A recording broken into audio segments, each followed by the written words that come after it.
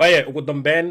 dowladda maraykanka ama xaakin sare wuxuu go'aansaday in ninkaas odayga ah maxamuud khaliil la musaafurin karo ayaa maanta ama galabta war degdega had soo dhacay waay dadka marka ninkan aan aqoonin aada loo hadalhayay isbuucyada lasoo dhaafo dhan dalkan aniga aan joognay maraykanka wuxuu ahaa asal ahaan wuxuu kasoo jeedaa falastiin laakiin wuxuu ku dhashay kaam qaxooti oo ku yaalo syria waalidiintiisa falastiin oo laga soo berikiciyey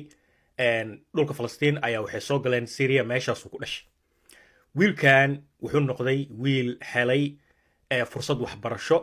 jaamacad ka mid ah jaamacadaha ugu wanaagsan ee dalkan maraykanka ee loo yaqaano Columbia University oo ku taala New York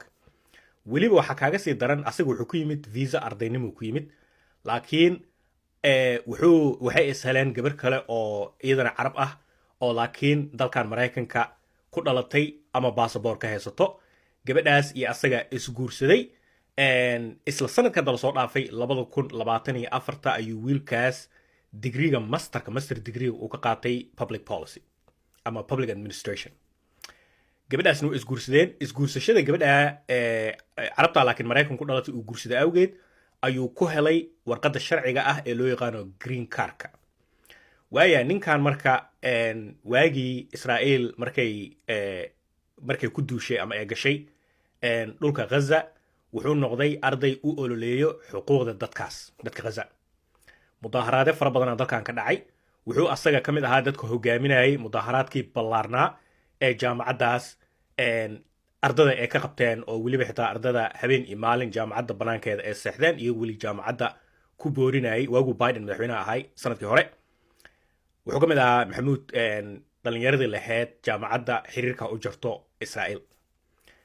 ninka Trump ah looma soo dooranin ninkan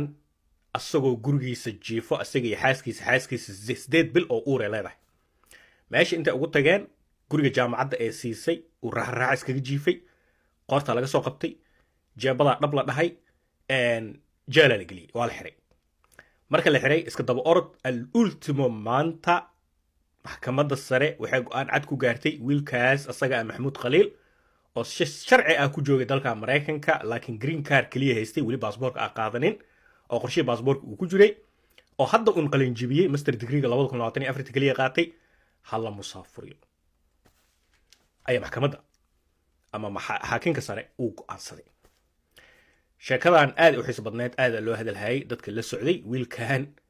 masiiba ku dhacday maxaa yeelay wax walba waa isdul saarnaayeen scholarshipkiisa jaamacadiisa adduunkiisa haddana dalkan haddee maraykanka dal xur ah uu sheegtaa sida ogtiin idinka laftirkiina qofku afkiisa uu furan karo uu hadli karo uu maxaa la dhihi jiray waxyaaba noocaas marka ninkan waxay ku haystaan in sida aan filayo kuley warqadda caawa soo bixi doontaa laakiin waxyaabaha ay leeyihiin waxaa ka mid ah ninkan inuu u ololeynayay ama uu ku hadlayay afka xamaas iyo waxyaaba noocaas ay ku haystaan iyo in uu jebiyey shuruucdii green cardka iyo shuruucdii ardaynimada iyo nidaamka uu ku yimid dalkan inuu u ololeeyo dadyo kale iyo faraas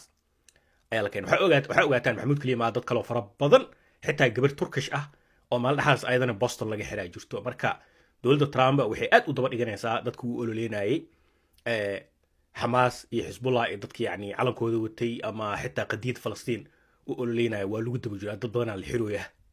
marka wiilkaas arrinkiisa raba in aad idin daba geeyo mac salaam